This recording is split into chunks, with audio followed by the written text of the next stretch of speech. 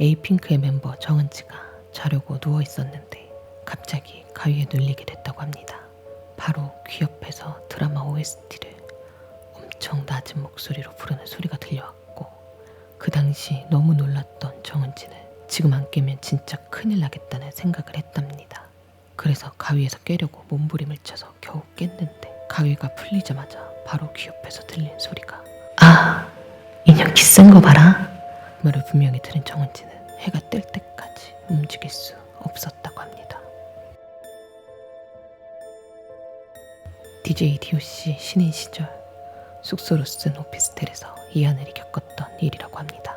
신인이었기 때문에 썩 좋지 않은 환경의 오피스텔을 숙소로 사용했었는데 옆 건물이 바짝 붙어 있어서 낮에 창문을 열어도 햇빛이 실내로 들어오지 않았다고 합니다. 어렸을 때부터 가위에 잘 놀리던 이하늘은 그 오피스텔에서 지내기 시작한 지 얼마 안 돼 몸이 아프기 시작했답니다. 그 이유는 전날 꽂던 가위를 다음날 계속 이어서 눌리는, 즉 계속 이야기가 이어지는 가위에 눌리게 되었던 것이었는데요. 그 가위만 눌렸다 하면 기분이 너무 안 좋은 채로 식은땀을 뻘뻘 흘리면서 깨어났다고 합니다. 기분도 안 좋고 몸도 안 좋아지자 그 가위를 이겨내야겠다고 생각한 이하늘은 다시 가위에 눌리자 주기도문을 막 외웠습니다. 하늘에 계신 우리 아버지요, 아버지의 이름이 거룩하게 빛나시며. 그러자 여신나비 히룰고 이름이 여치바와 여치바와 리우 신기 얘들아. 이 하늘이 주기도문을 내뱉는 순간 귀신이 주기도문을 다시 거꾸로 말하며 주워 담았다고.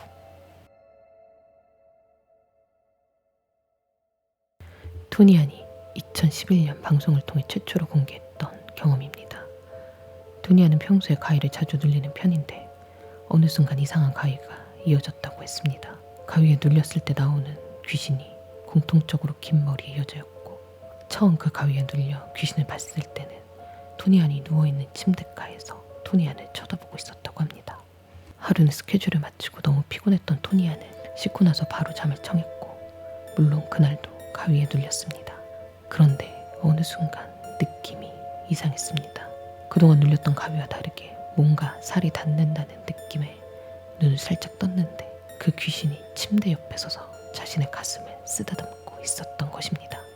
그러던 어느 날 솔로 1집 앨범 녹음하다가 평소보다 일찍 귀가하게 된 토니아는 모처럼 집에서 TV를 보며 휴식을 취하고 있었습니다. 그 순간 갑자기 어디선가 슬픈 멜로디의 벨소리가 울리기 시작했습니다. 당시 토니아는 자신이 잘못 들었나 싶어 자신의 휴대전화를 확인했고, 자신의 휴대폰에서 울리는 벨소리가 아니라는 것을 바로 알아챘습니다.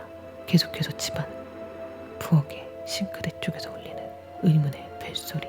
싱크대로 조심스럽게 다가간 토니아는 잔뜩 긴장하며 싱크대 문을 열었고, 그 문을 열자마자 기겁하며 뒤로 넘어졌습니다. 싱크대 안에는 한 여자가 잠들어 있었던 것이었습니다. 너무 놀랐지만 일단 그 여자를 깨워서 얼굴을 보게 됐고, 토니아는 다시 한번 경악했습니다. 그 여자가 그 기간 동안 가위에 눌릴 때마다 봤던 여자였던 것입니다. 알고 보니 그 여자는 토니안의 비밀번호를 알아내어 일주일 동안 드나들었고, 평소보다 일찍 귀가한 토니안을 피해 싱크대로 몸을 숨겼다가 잠이 들었던 것. 토니안은 자신에게 해를 끼치려고 했던 행동이 아니었을 것이라고 생각하면서 그 여자를 직접 집 밖으로 데려다주고 다시는 이런 행동을 하지 말라고 하며 보냈다고 합니다. 배우 문정희가 20살 때 겪었던 일입니다.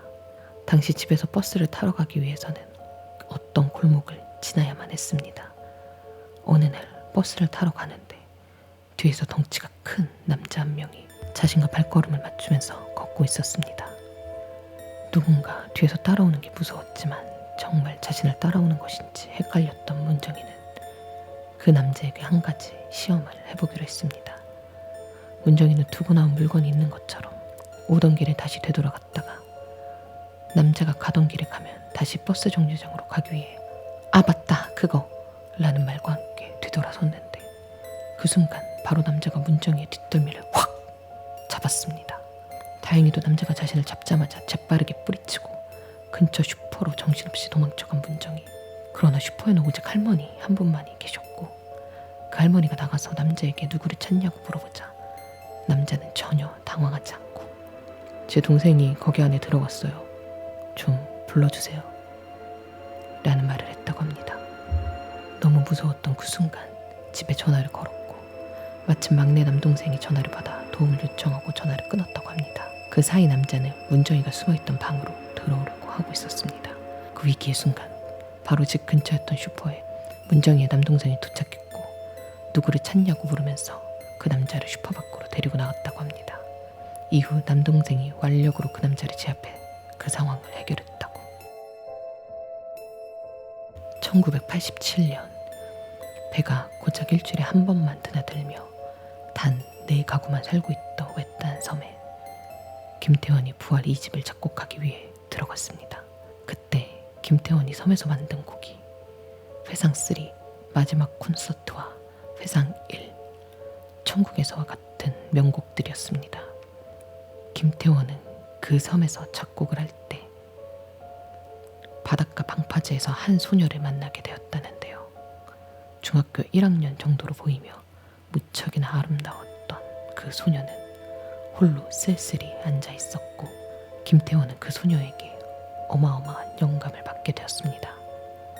소녀가 준 영감 덕분에 2주 동안 모든 곡을 다 작곡하고 그 섬을 나온 김태원은 그 음반이 히트를 치자 소녀에게 너무 고마운 마음에 다시 섬을 찾았다고 합니다.